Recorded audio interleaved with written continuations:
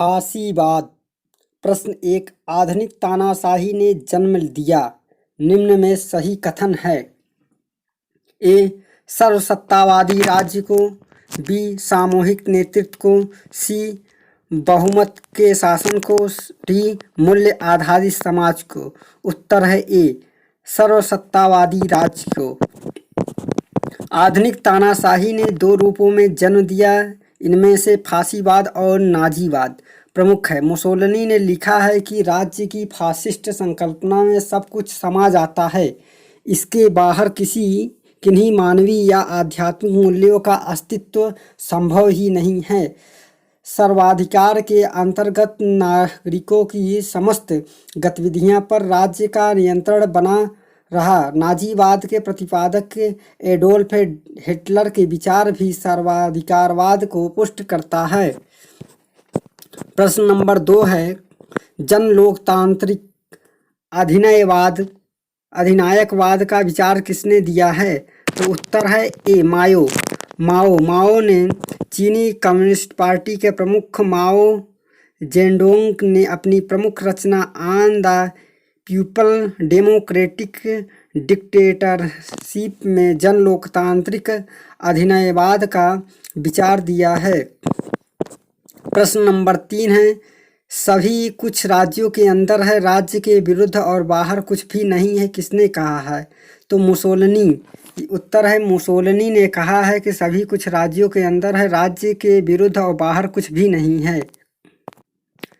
फांसीवाद एक सर्वशक्तिमान राज्य का समर्थन करता है। राज्य की सत्ता परम असीमित तथा अविभाज्य है। इसी संदर्भ में मुसोलिनी ने कहा, राज्य के बाहर कुछ नहीं है, इसके विरुद्ध कुछ नहीं है, इसके ऊपर कुछ नहीं। राज्य के हित के सामने व्यक्ति का हित गौण है। इसी प्रकार त्रित्सेके ने भी कहा है कि दंडवत होकर राज्य की पूजा करनी चाहिए। प्रश्न नंबर 4 है, जिसे जीना है उसे युद्ध करना होगा। यह कथन किसका है? हिटलर का।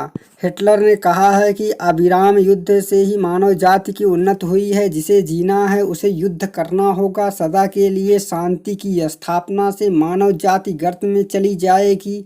एक अन्य स्थान पर हिटलर ने कहा है, युद्ध सदाबहार तथा विश्वव्यापी है। युद्ध जिंदगी है, हर संघर्ष युद्ध है, हर चीज की उत्पत्ति युद्ध के माध्यम से हुई है। प्रश्न नंबर 5, आधुनिक समय में बल सिद्धांत के बलिष्ठ समर्थक थे तो हिटलर थे। शक्ति की राजनीति का समर्थन करते हुए हिटलर का मानना था कि युद्ध करते करते ही जातियां महान बनती हैं, सर्वकालिक शांति उनका विनाश कर देगी। प्रश्न नंबर 6 है, नाजीवाद का जनक था।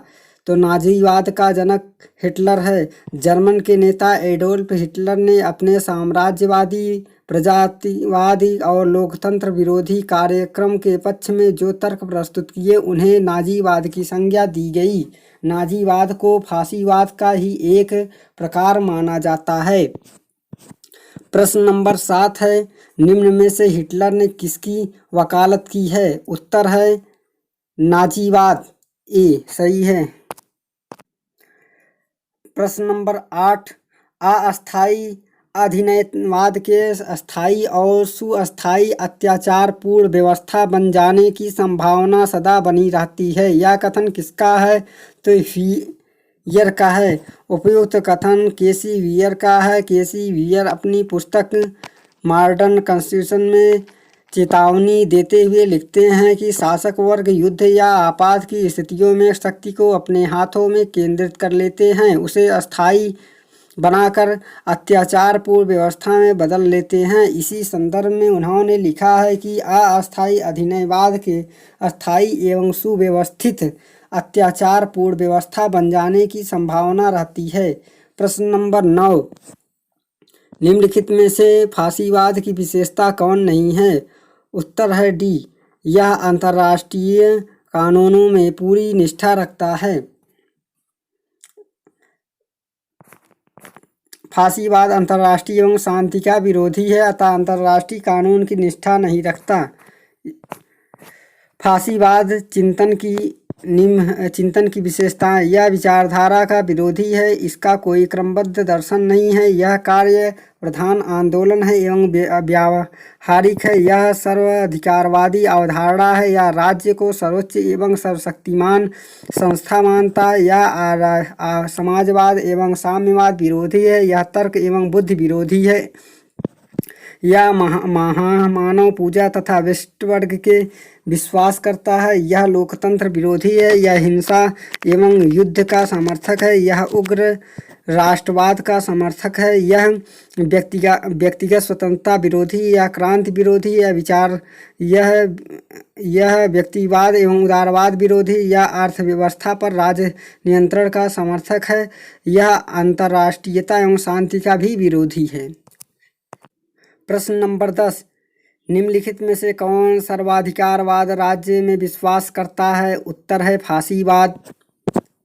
प्रश्न नंबर 11, फांसीवाद निम्नलिखित में से किसको महिमा मंडित करता है? तो हिंसा ए, और बी युद्ध, और सी नेता। फांसीवाद हिंसा, युद्ध एवं नेता को महिमा मंडित करता है। प्रश्न नंबर 12, फांसीवाद निम्नलिखित में से किस एक सिद्धांत का समर्थक नहीं है? उत्तर है सी, सर्वहारा की तानाशाही का समर्थन नहीं है। समाजवाद की निगमवादी समझ, प्रजापति उत्कृष्टता और आज्ञा पालन का अनुशासन, ये सब समर्थन है। प्रश्न नंबर 13, फांसीवाद के फासिस्ट शब्द का अर्थ है? ये प्राचीन रोम के अधिकारियों के शक्ति के प्रतीक के रूप में दंडों का समूह। फांसीवाद फासिस्ट शब्द का अर्थ प्राचीन रोम के दंडाधीशों की शक्ति के प्रतीक के रूप में दंडों का समूह है। इसे सार्वजनिक शक्ति का प्रतीक माना जाता है। इसे दंडाधीशों के सेवक उठाकर चलते हैं। अंग्रेजी में फासिज्म शब्द की उत्पत्ति इतालवी शब्द फासियो से हुई, जिसका अर्थ है डंडों का गट्ठर, जो कुल्हाड़ी की मुट्ठ के चारों ओर लाल फीते में बंधा होता है।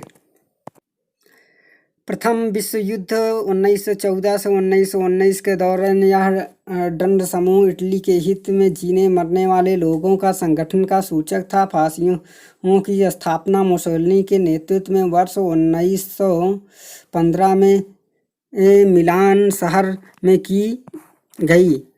साम्यवाद से लड़ने के लिए इसका पुनर्गठन वर्ष 1919 में किया गया। प्रश्न नंबर 14 है, फांसीवाद का जन्म हुआ था? तो फांसीवाद का जन्म जो हुआ था इटली में। फांसीवाद का जन्म प्रथम विश्व युद्ध के दौरान इटली में हुआ, जब मुसोलिनी के नेतृत्व में वर्ष 1915 में मिलान में अपने फांसियों की स्थापना की। फांसीवाद का जन्म देने किस देश में हुआ? तो फांसीवाद का जन्म इटली में हुआ। प्रश्न नंबर 16 है, अंतर्राष्ट्रवाद का विरोधी है? तो उत्तर होगा फांसीवाद। फांसीवाद अंतर्राष्ट्र का विरोधी है। फांसीवाद के संबंध में सही युग्म की पहचान कीजिए। तो ये सही है, इटली मुसोलिनी। फांसीवाद का संबंध जो है इटली मुसोलिनी से है। प्रश्न नंबर 18 है, फांसीवाद का जन्म कहाँ हुआ? तो उत्तर होगा सी, इटली। फासिज्म किस भाषा से लिया गया है? फासिज्म भाषा लैटिन से लिया गया। अंग्रेजी के फासिज्म शब्द की उत्पत्ति इतालवी शब्द फासियों से हुई है, जो मूलतः लैटिन भाषा के फासिस से उद्भव है। प्रश्न नंबर 20, इटली में फांसीवाद का उदय परिणाम था? तो प्रथम विश्व का युद्ध। फासिस्ट आंदोलन का प्रारंभ में मुसोलिनी का ध्येय केवल सत्ता को अपने हाथ में लेना था, किंतु प्रथम विश्व युद्ध के बाद परिस्थितियों में मुसोलिनी ने अपना दृष्टिकोण बदला और वर्ष 1926 के बाद उसकी सरकार का स्वरूप अधिनायक तंत्री हो गया। प्रश्न नंबर 21, किसने कहा है आदमी के लिए युद्ध वही है जो औरत के लिए मातृत्व है?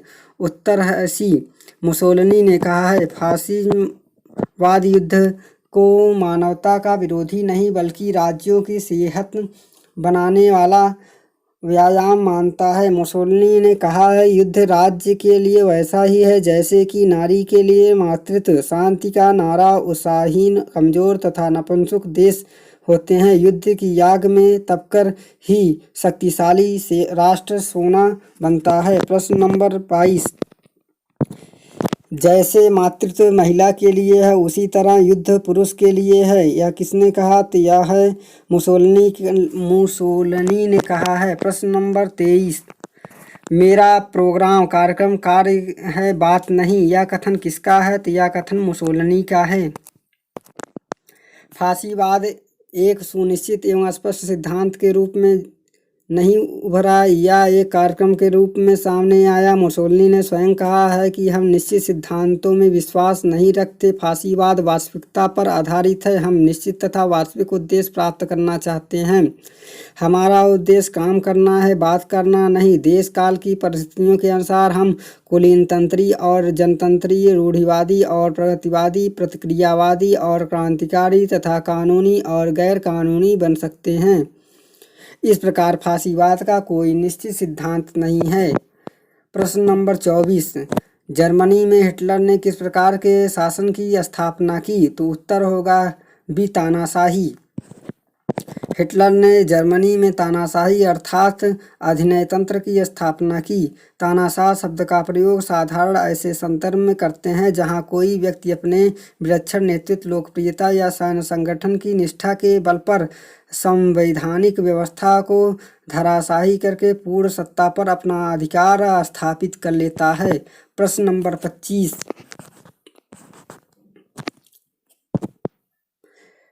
नाजियों द्वारा किस पुरुष को अपना बाइबिल माना गया? उत्तर है सी, मीन कैफ।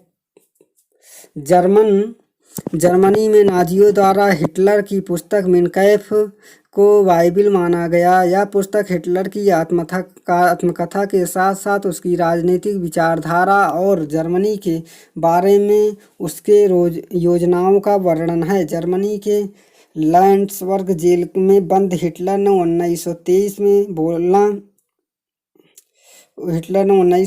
में बोलना शुरू किया। उसे हिटलर का सहायक रुडोल्फ हेस लिखता गया। इस पुस्तक का संपादन रुडोल्फ हेस ने किया। प्रश्न नंबर 26, निम्नलिखित में किसने फांसीवाद के सिद्धांत का वर्णन इस रूप में किया है कि वह समाजवाद का राष्ट्रवाद का रूप है? एडोल्फ रोस्को,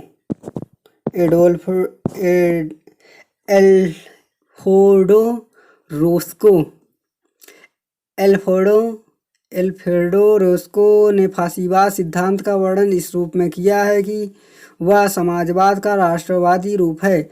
रोस्को इटली में लंबे समय तक राष्ट्रवादियों का नेता था। वह इटली में नए संगठन या गठबंधन सरकार में न्यायमंत्री था। उपयुक्त परिभाषा से उसने 1925 में चैम्बर ऑफ डिप्यूटीज के समक्ष भाषण देते हुए कहा कि समाजवाद का राष्ट्रीय वर्जन प्रत्येक लोगों को सुखी लगता है। प्रश्न नंबर 27 से फांसीवादियों के अनुसार जनतंत्र का सर्वाधिक वास्तविक रूप निम्न में से किसके द्वारा चलाई जाने वाली सरकार में पाया जाता है? उत्तर है ए, अभिजात वर्ग में।